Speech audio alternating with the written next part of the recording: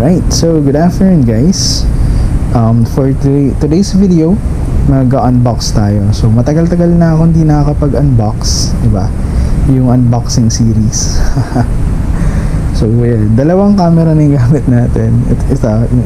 Yung cellphone lang. Yan. Pwede naman yung isang action cam natin, pero siguro mas okay yung cellphone lang. Mas madali kasing i-edit ating application na gamit. So again, we will now be unboxing this package. So nag-order ako from Shopee. And mamaya makikita nyo kung ano to. By the way, iba na yung setup natin. As you can see, iba na yung table, diba? Then I just put some things here. Yung mga sticker natin, ayan, makikita ba? Yan. Mga stickers natin nandoon. Hindi pa kompleto. Soon, kumakumpleto siya. And then, yan, may mga stickers din dito. Iba na yung location natin kasi nga nag-change na tayo ng address. So dito na tayo sa may Bani, Pangasinan. So yung usual table ko dati, yung maliit for unboxing is hindi na yun. So ito na, ang ganda kasi malaki. So kay Zay ito, sa wife ko, gamit niya dati. So ito na yung magiging personal unboxing table natin, diba? So again, going back, so meron tayong package dito from Shopee. Unbox na natin siya. Ito na yan, Guapo Car Care Solutions, Mandaluyong ata. Tama, Mandaluyong. And so yung gamit nating unboxing knife is mga surgical. Saan siya naman? Nurse kasi si Mrs. And so ito yung gamit natin. Unbox na natin siya. Then later, testing ko kung maganda nga ba talaga yung panlinis na to. So yun, panlinis nga siya ng motor. Maganda naman yung mga review kasi naubos na yung yung panlinis ko na ginagamit. May wax na rin kasi siya. So naubos na yun. Naghanap ako ng maganda. Yung mga iba naman, yung pang matte, kasi nga si Raven is matte black. So ayan. Maganda naman yung pagkakarap sa kanya, secured natin. Yun. Okay. So ito yung itsura niya. Ayan. Guapo Car Care Solution. Guapo daw to. Joke lang. And may free siya na nozzle, spray nozzle. Diba? Okay siya. And then kakaiba kasi dilaw yung liquid niya. So makikita natin yung performance niya kasi lilinisan natin si Raven later, pero ito yung gagamitin natin. Siguro papawax ko muna para papalinis ko muna para matanggal yung dating wax niya, yung gamit ko, para hindi sila magpatong, para makita natin kung ano ba talaga yung effect nito, diba? Maganda raw dito, hindi siya oily. Yun kasi yung last time na gamit ko, so medyo oily. Tingnan ko yung brand mamaya. Alimutan ko, pero poly something siya. Polywash ata. Alimutan ko. Basta yun, medyo oily siya, pero maganda kasi yung kinalabasan kay Raven. Naging black na black talaga siya. Yun. So sana ganun din yung effect nito. And then anti-UV siya, and cleans away dirt, dust, and debris. Fights fading, aging, and cracking. Non-stick, oil-free, and dust-free. Coating with protection for UV rays. Ito yung hinahanap ko kasi sobrang init nga. Yung isa din naman, may protectant siya from UV rays. So ayun, mahalaga to. Also helps renew,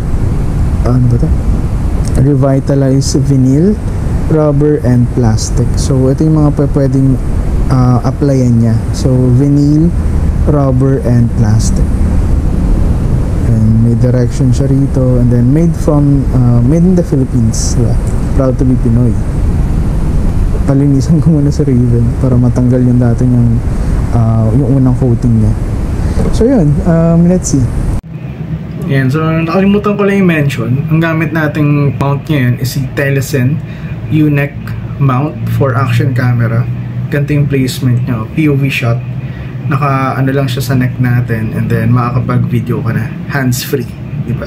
Napaka-convenient na to para I mean, hindi busy yung kamay mo na nakaganon ka, diba, nagbe-video. Ganito lang, POV na yung shot mo.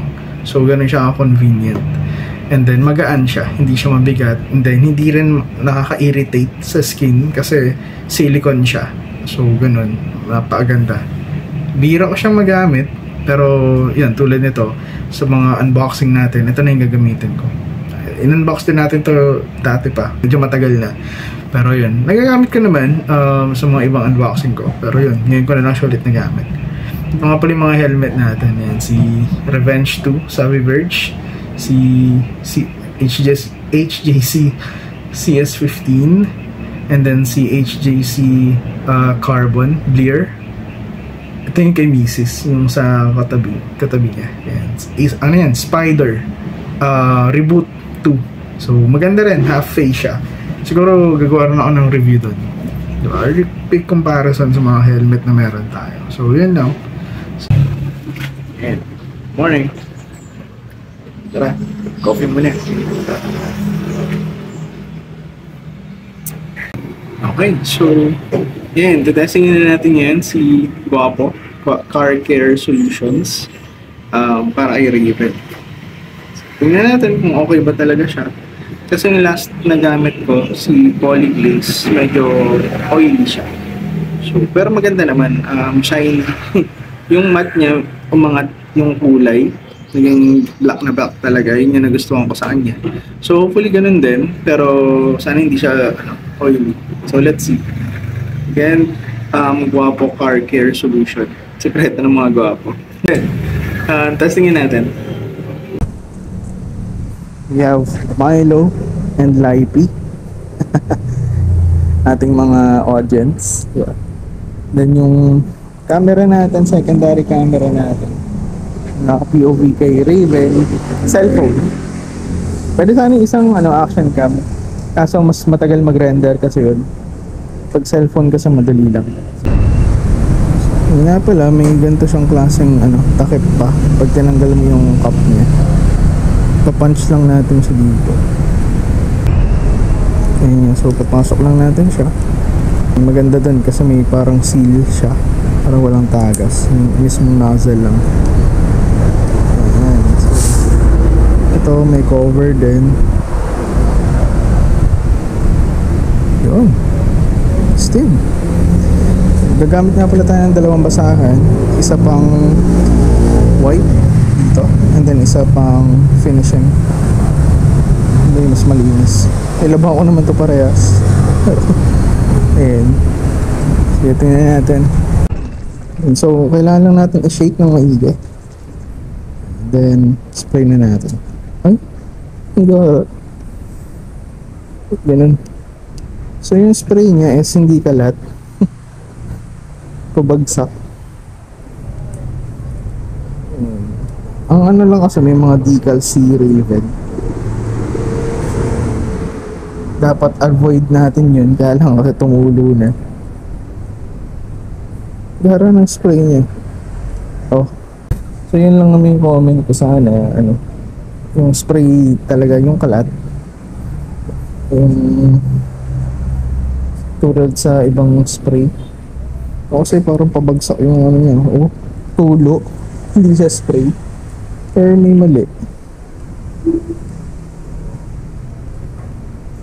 O ganun siya talaga.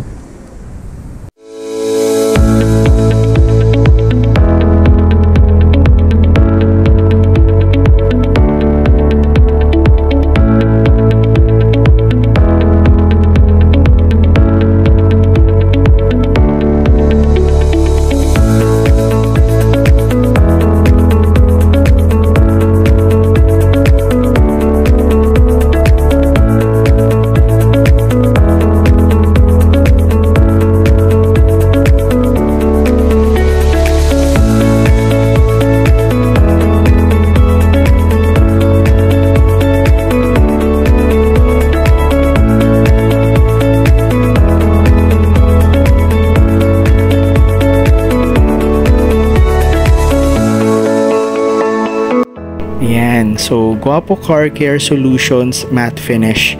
Ito na yung kinalabasan. Tuwan-tuwa ako kasi na-achieve niya yung gusto kong mangyari. Yung black ni Raven naging mas darker without being glossy. Para siyang wet look na matte finish. So yun. And then hindi siya oily. Pag oily kasi may tendency mag-attract ng dust and small particles. So hindi siya ganun. Ang downside lang for me is yung spray niya mismo. Patulo kasi siya. Hindi siya yung spray talaga.